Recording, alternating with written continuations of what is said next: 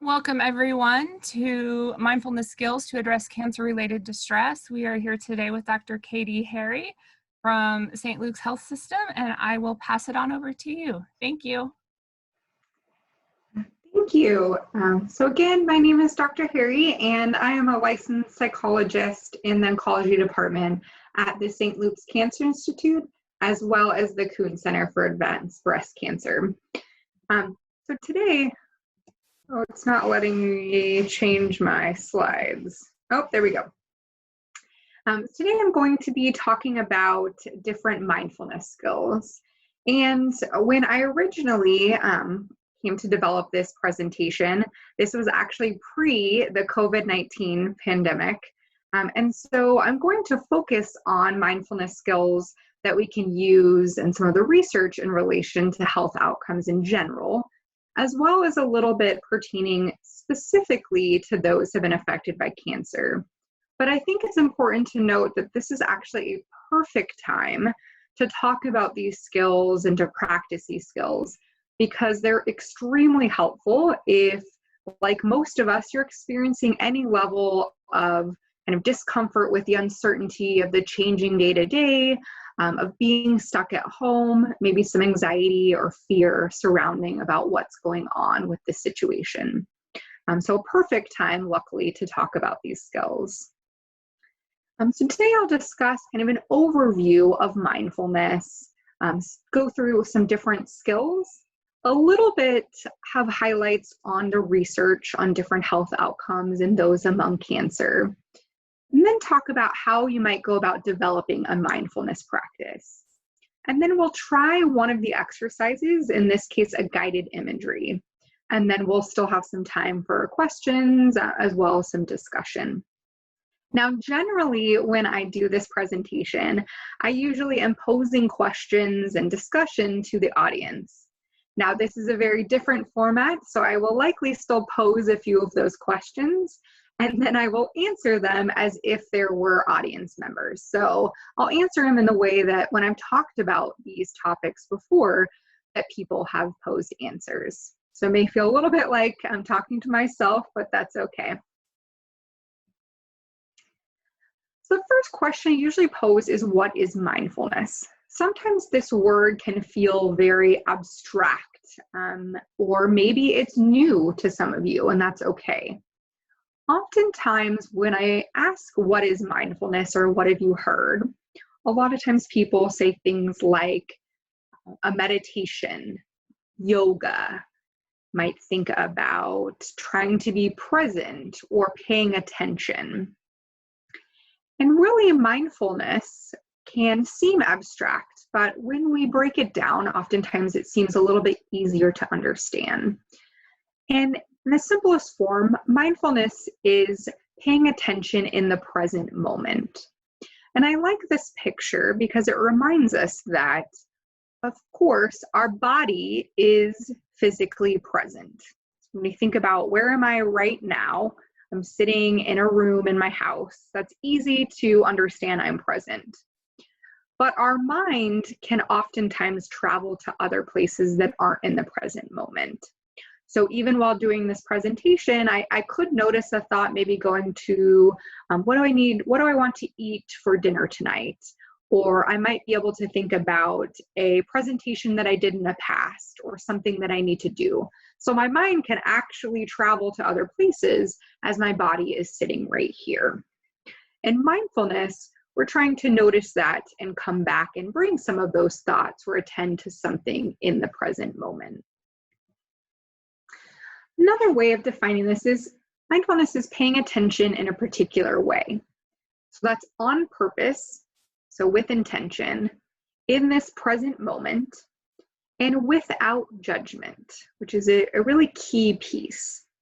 When I say intention, that's something that lightly directs the focus of our practice, while attentional skills are trained through sustained practice of directing and redirecting our attention back to this present moment.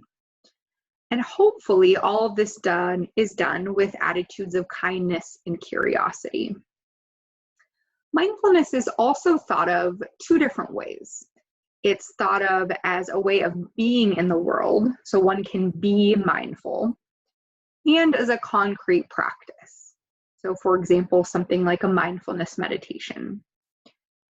But one objective, the wide variety of mindfulness skills, meditation is not just one of them, is to enhance the quality of being mindful in everyday life. So as we start thinking about these things, and as I discuss them, I want you to think about what are ways that you might notice when you're being mindful in your everyday life, even outside of if you're setting an intention for a couple minutes to do some kind of mindfulness exercise.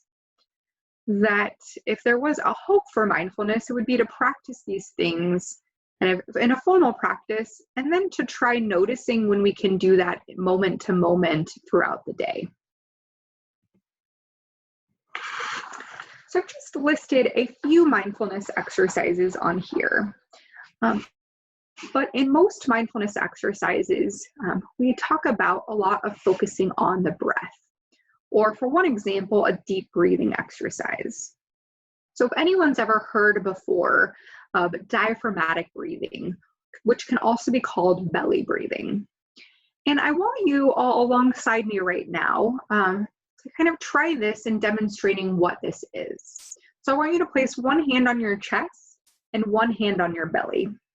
And I want you to take a few deep breaths, breathing in air through your nose and slowly exhaling out your mouth. I want you to continue to breathe, even if it's just your normal breath. And I want you to try to notice, is it your hand on your chest or your hand on your belly that's raising higher? Which one is lifting higher? My guess is, for most of us, when we're just breathing, it's usually breathing through our chest, where our hand on our chest is the one moving up and down. For diaphragmatic breathing or belly breathing, take a deep breath. We really want to see that the hand on our belly is actually lifting higher. The hand on your chest should really be staying in about the same place. So now if you take a deep breath and try to focus on sending breath as you take a breath in, feeling your belly expand, and then as you breathe out, feeling your belly contract. And this breath is deeper, it's allowing you to open your diaphragm, to use your whole lungs to inhale and exhale. And again, just by bringing awareness to our breath is a mindfulness exercise in and of itself. Most of us, hopefully all of us, don't have to think about breathing. This is an automatic process that we can do.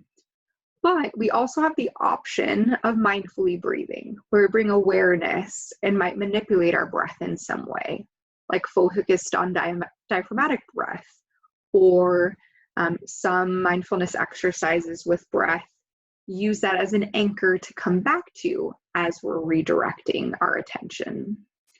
That we can also play with how long we're breathing in and breathing out. All of these under this huge umbrella of mindfulness skills. Another one is the body scan. So this is focusing on our physical sensations through our body. So for example, we might start with our toes and noticing what we're feeling in our toes and each parts of our body all the way up to the top of our head. Kind of sending breath and attention and seeing what sensations we feel as we do that.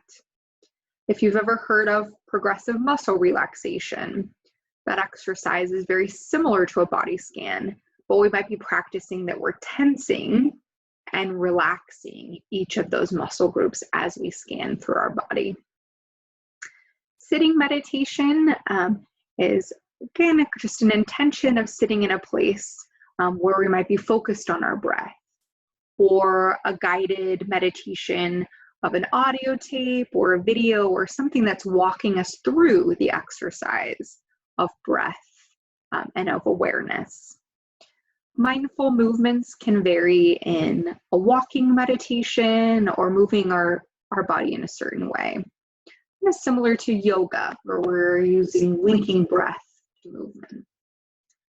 Guided imagery is something that walks us through imagining something in our mind as if we were there, and seeing if we can still pinpoint those five senses as if we were in that place. Something that I'll walk you through today. In repetitive practice of alternative responses to difficult emotions or thoughts during a meditation helps retrain the brain to respond in ways that are supportive, oftentimes of more positive emotions, more positive reactions. And for mindfulness, simply absorbing the general understanding that the only certainty in life is change, and that sometimes the best thing to do to solve a problem is actually to accept it. And oftentimes it can be really relieving and even liberating to people who are desperately and often frantically trying to fix things. And this change occurs by training the mind through these formal practices that then hopefully kind of spread into other areas of our life. Sometimes a shift in attitude or perspective allows people to see their illness like cancer in a new light. Maybe without letting fear consume them, without fear driving their behavior. And I listed a few of kind of those, what we think of as more formal practices, but I think it's really important to highlight that mindfulness and being mindful is something that we can do in every aspect of our day or every aspect of our life. It's just a switch of what our attention is. So if you think of different areas of your life, like gardening, this is oftentimes something that people say gives them calm or joy or is very relaxing. Oftentimes, even without intention, they're doing it mindfully. So if you imagine gardening is something important to pay attention to make sure that you're planting correctly, maybe your hands in the soil, smelling the flowers. Possibly as you're outside, you hear the different sounds of birds or other animals. Just walking barefoot in a place, again, attending to what does that feel like in whatever texture is feeling on your toes. Cooking or taking a bath. There are oftentimes things that we may not be doing mindfully. We kind of do on autopilot, which is fine. But then noticing what is it like when we are doing that mindfully. We're noticing what is happening. Another great area of mindfulness skills is trying to listen mindfully. You can likely conjure up in your memory an example or tons of examples of the difference of when you're having a conversation with someone and you notice that you're paying attention or you notice that you're really distracted. Or possibly it's even easier to remember a conversation where the person that you're talking to is distracted. Maybe they're on their phone. Maybe you can tell that they're just not listening and what that feels like. So trying in a conversation to pay attention to listening, not just to respond, but truly listening and being engaged with that person. And noticing what is that like? What's the difference when you notice that you are present versus not? There's various qualities of mindfulness that can be part of a practice. So the big one is not being judgmental. So by not labeling our thoughts or experiences as positive or negative, oftentimes we don't feel the same urge to change them. Mindfulness allows us to really be aware of these thoughts and experiences as they arise, but without criticism. Almost as if you imagine kind of leaves passing by on a stream. There's an option to maybe pick up those leaves, like in kind of grasping on a thought. Or can you imagine the thoughts just keep going and you let them pass? You see them and acknowledge them, you know they're there. What if they pass down that stream? Also, it's, of course, present-centered. This is the foundation of mindfulness, being in this moment. Experiencing what's going on around us, at that exact moment that it's taking place. And this is really important to utilize the senses to do this. That can be really helpful when we notice that our mind drifts. Using the five senses can be a helpful way to come back. So again, attending to our breath or noticing, what am I feeling or smelling or seeing right now? And then the piece of acceptance, because distress is often related to things outside of our control. Mindfulness encourages us to acknowledge this reality without trying to change or manipulate it. By increasing acceptance in our lives, we oftentimes become more confident in our ability to endure what is beyond our control. And then mindfulness is non-striving. So rather than getting caught up in meditating the quote-unquote right way, mindfulness allows one to just be present, not moving towards a particular goal or something to accomplish. Oftentimes, overemphasis on achievement results in increased stress and disappointment. It's important to approach your practice with trying to do it without expectations or without a certain destination. Oftentimes, when I talk about mindfulness skills, sometimes we have a picture in our mind of someone just sitting cross-legged. We imagine them being 100% relaxed and calm, and their mind is clear. That is counter to how our brain works. So our brain is meant to be problem solving and thinking about the past and the future. This is a good thing. When it's a problem is when we get stuck in those thoughts. So in mindfulness, it's not to try to say, I want to clear my mind or feel completely relaxed. I'm just exploring it with an air of curiosity. Using beginner's mind.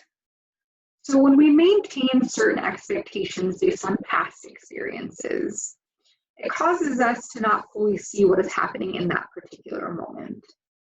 A beginner's attitude encourages engaging in the practice as if it's the first time. So not just the first time you try it, but a beginner's mind each time you're doing these practices. So not thinking, wait, but I already tried this 5 other times. But saying, what if this is the first time I'm exploring what this would be like? Sometimes can help diminish some of those expectations. And this idea of freedom and letting go, that our experiences are constantly changing. If you're thinking about being present with your sensations, oftentimes those are not lasting. We might feel something in our toe right now, but then would go away. When in distress, we often latch on to one element or one experience and reject other aspects.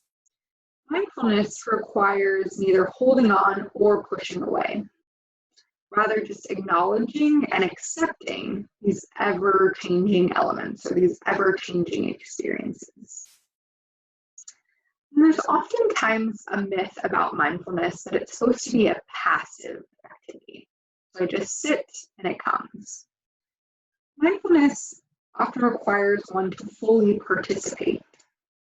Meditation requires you to both be the observer to the experience while also being part of the experience itself.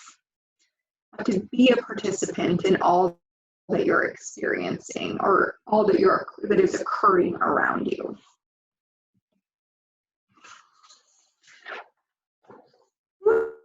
To briefly highlight some key findings in the research literature that have looked at and examined how mindfulness affects our brain and our body.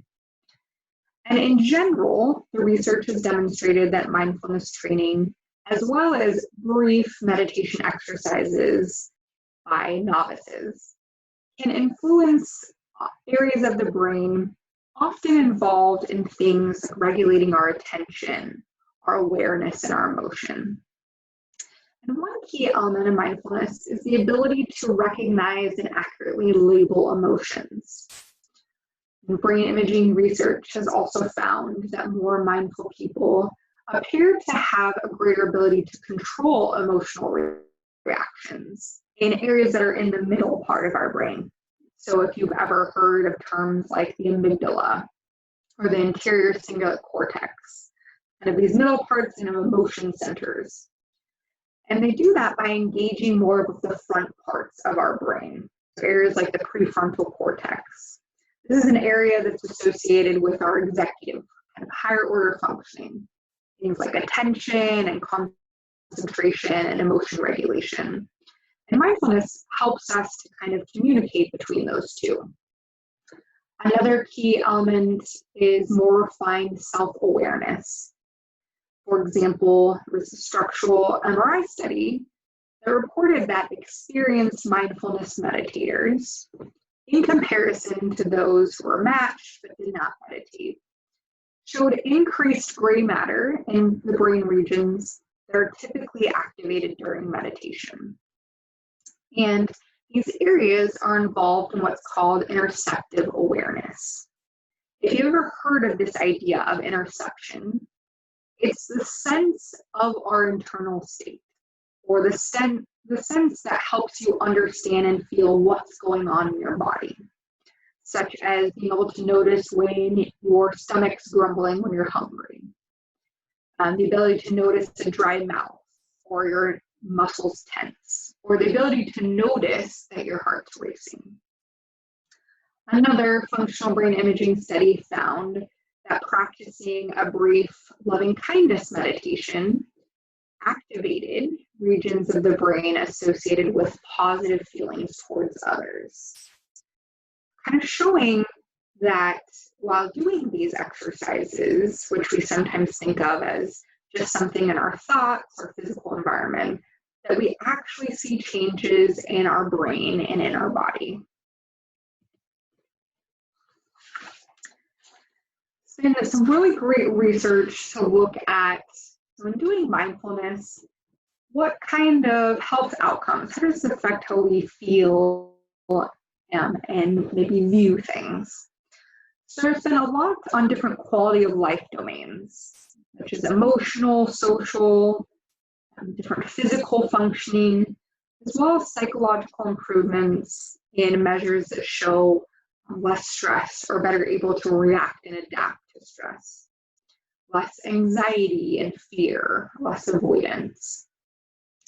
And it's important to stress that these outcomes I've listed have not just been seen in the general population, chronic illness populations, but specific to patients with cancer, kind of along the trajectory, among those that have been newly diagnosed or active treatment, or even those with a history of cancer. Studies have also looked at these outcomes longitudinally or over time. One study assessed patients for 2 years after they completed an 8-week mindfulness-based reduction program. And they met weekly for these 8 weeks and then looked at different outcomes along that 2 years. And participants showed improvements in symptoms of depression, anxiety, increased perceived wellness, also increased mindfulness. And they saw that these effects lasted even 2 years after completing the program. They also noted that individuals who continued to practice the skills outside of that 8-week group developed greater mindfulness, which was associated with these improved mental health and wellness outcomes. Again, this highlights that continued practice is something that's really helpful when we think of mindfulness, that it's not just once or one program or one time, but continued practice. In cancer, a cancer diagnosis often challenges a commonly held worldview that we assume that life is predictable and controllable, that we can problem solve through things. Cancer oftentimes also makes us confront our mortality, something that we may have thought about. And these things can be very distressing. They feel like we can't control them, or we might try to, and not notice until later that that doesn't work. Luckily, a lot of these challenges with cancer, mindfulness skills can be really helpful through mindfulness training. It can help us to manage some of these stressors, manage unpredictable and uncertainty in the realm of how we're affected by this disease. We've had research that has shown that it can help cope with a lot of the changes we may experience. Changes in functionality of some of the things that we were able to do before, but maybe it's more difficult now, harder to do. Changes in our physical appearance, stuff like coping with hair loss. Changes in our lifestyle, things where we may have never ever been sick before, and now we're having to learn to accept help from others. It can be a challenge where mindfulness can help us in focusing on those present moments. With other physical ailments such as pain, not just physical, but also emotional pain. Help us to cope with things like fear of recurrence, of fear of thoughts that come to our mind of, will this come back? Will the cancer return? Anxiety and depression and loneliness.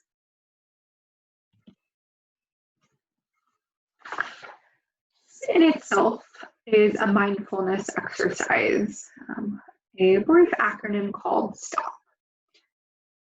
It's kind of nice to have a visual of that idea of a stop sign or an acronym that helps us remember some of these skills. That focuses on stop. So stopping in a moment, taking a big deep breath, which might allow us to observe what's going on around us. Again, in tune with those senses. Where am I located right now? What am I feeling? What am I seeing or smelling? Maybe it's not just one breath, or a few deep breaths. And then it might allow us to proceed with the task that we're doing or activity. This can be really helpful throughout the day, but also really helpful in times where we notice that we're really feeling a very strong emotion. We're feeling overwhelmed or frustrated. We're feeling some kind of physical or emotional pain. Sometimes it feels like our brain is flooded with this emotion, and doing this exercise of calming down can sometimes feel like it clears or lowers that water level. So we feel like we can think clearly. We're feeling like we're really distracted in our thoughts. How do I quiet some of those so that I can return to what I was doing in that moment?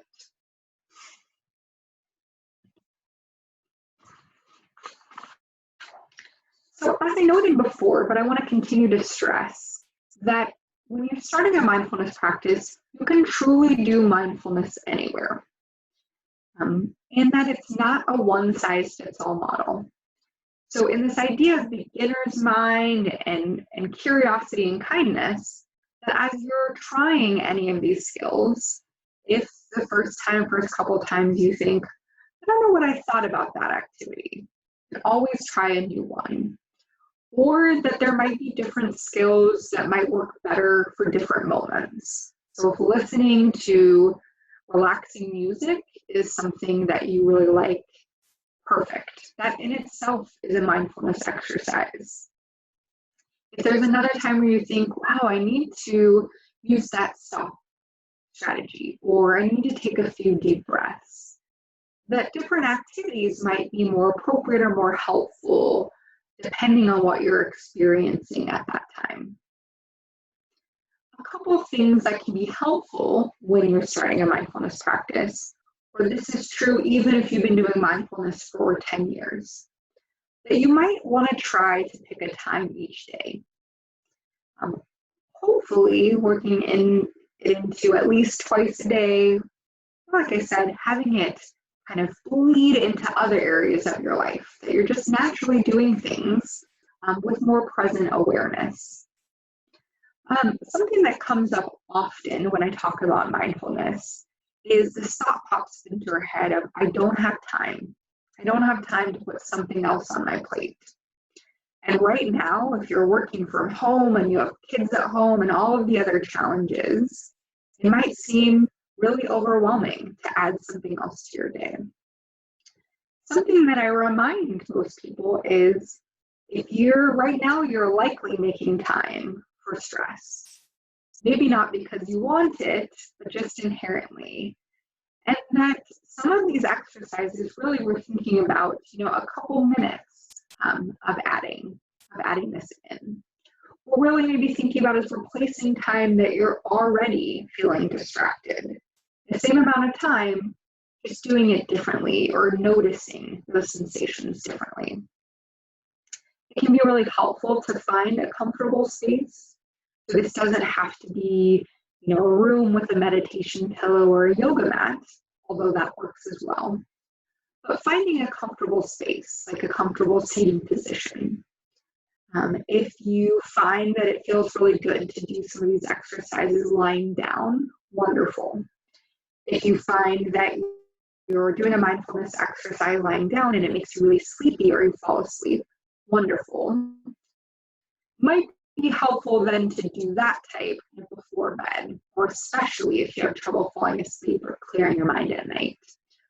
But if your intention is to be in the present moment and not fall asleep, it might be helpful to do it in some kind of position that would allow you to be more alert, like seated or even standing. Something that is really, really, really important. It's okay and completely normal to get distracted. So if you sit down to do a mindfulness exercise you're practicing and you notice that your mind wanders all over the place, that is normal. The practice is, can you notice that and gently come back to your breath, or gently come back to your physical sensations you're having in that moment? And that you will likely have to continually do that over and over again, and that is normal and okay too.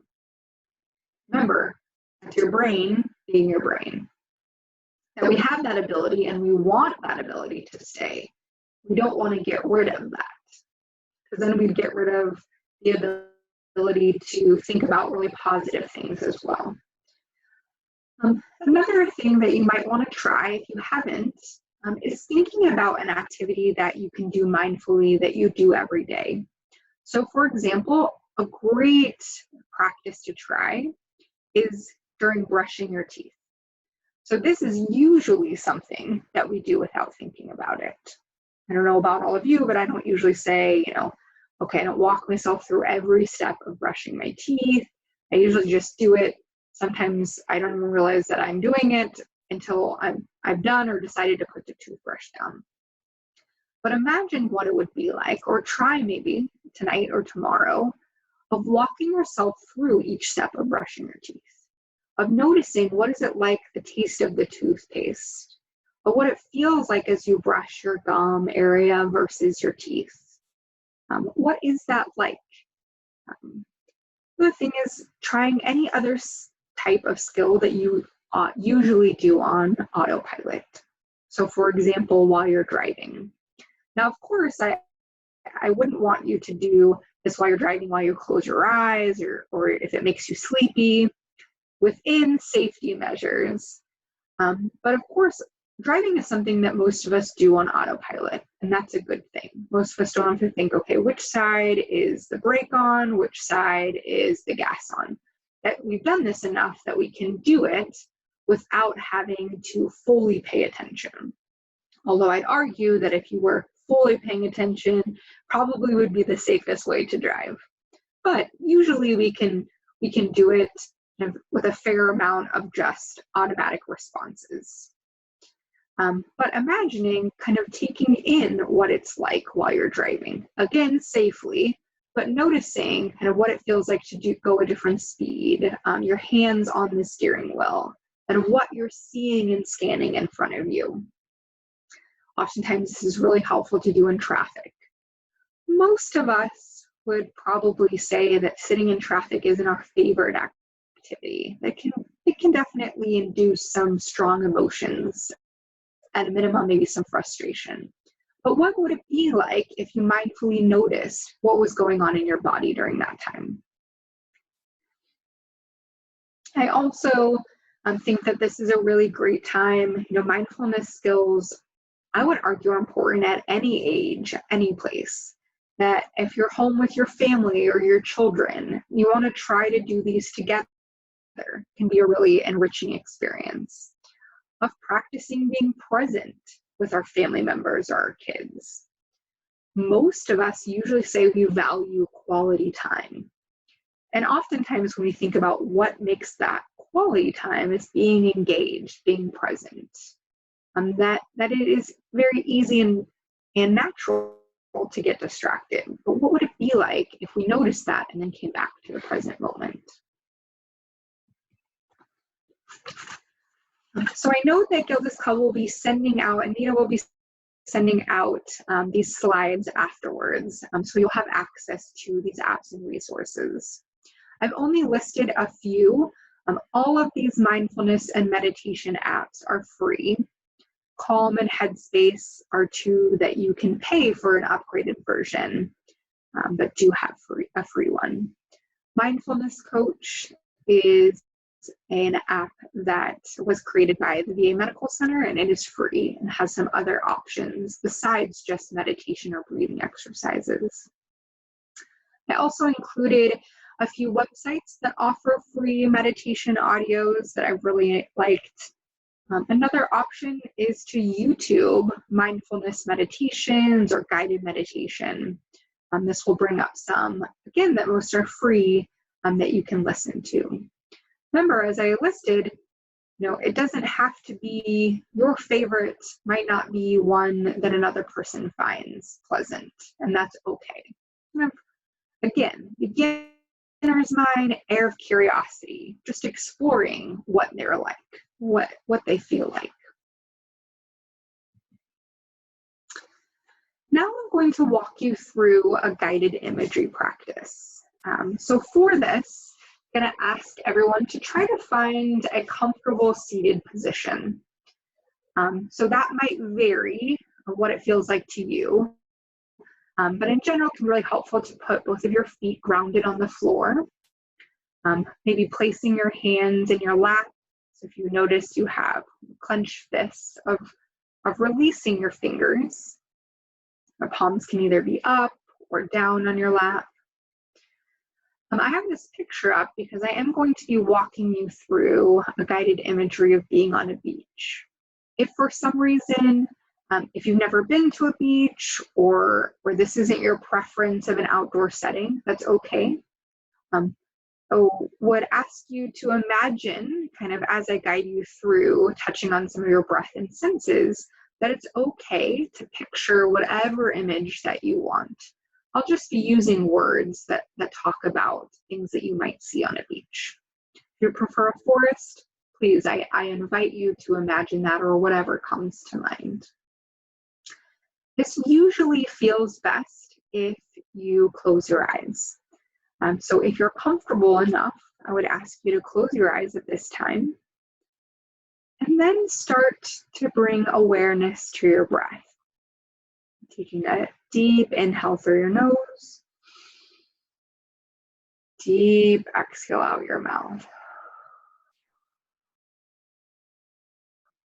And continuing your breath just as it is, but noticing the breath coming in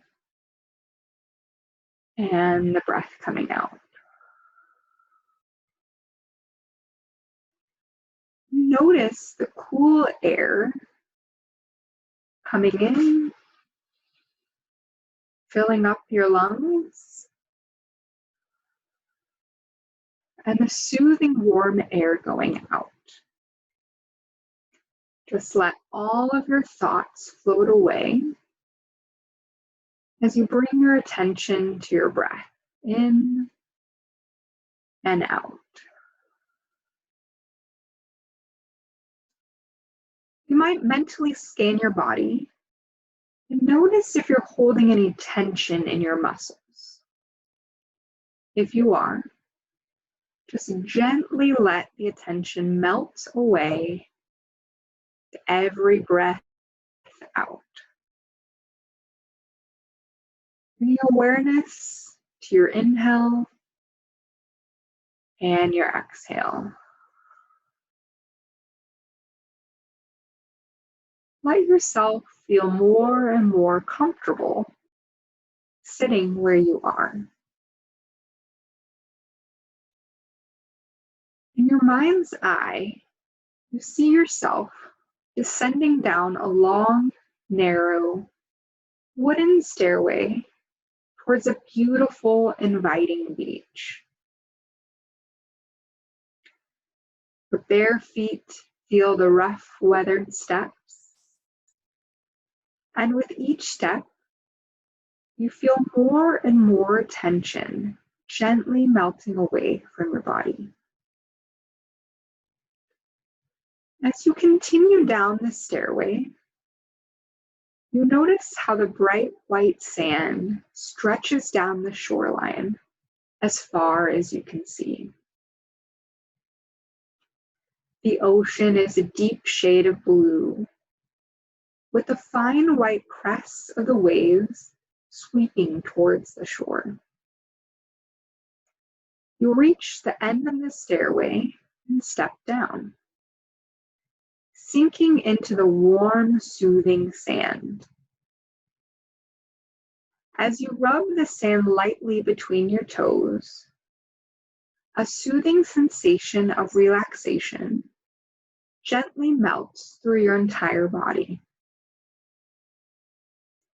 The roaring sounds of the sea surf, the waves crashing over each other, calms your mind and allows you to feel even more relaxed. You begin walking slowly towards the edge of the water and notice the warm sun on your face and shoulders. The salty smell of the sea air invigorates you, and you take a deep breath. Breathe slowly out and feel more relaxed and refreshed. Finally, you reach the water's edge and gladly invite the waves to flow over your toes and ankles. You watch the waves glide smoothly towards you, gently sweeping around your feet. And the trails of sea water flow slowly back out again. The cool air and water feels soft and comforting as you enjoy a few moments, allowing yourself to gaze out the far-reaching horizon. Overhead, you notice two seagulls gracefully soaring high above the ocean waters. You hear their soft sounds become faint as they glide away. And all of these sights, sounds, and sensations allow you to let go and relax more. After a moment, you begin strolling down the beach at the water's edge. You feel a cool, gentle breeze pressing lightly against your back. And with every step, you feel yourself relaxing more and more. As you walk down the beach, you notice the details of sights and sounds around you. Soothing sensations of the sun, the breeze, and sand beyond and below your feet. As you continue to leisurely walk down the beach, you notice a colorful beach chair resting in a nice, peaceful spot. The powdery, soft sand lies undisturbed. You approach this comfortable-looking beach chair. Then you sit down, lie back, and settle in. You take a few long, deep breaths. And as you slowly breathe out, feel even more relaxed and comfortable resting in the chair. And for a few moments, let yourself enjoy the sights and sounds on this beautiful day at the beach.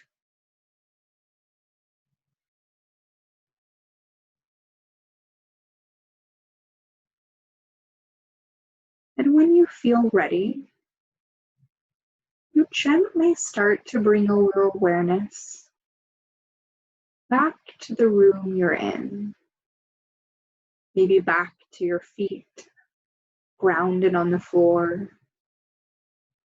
You notice your back resting against your chair.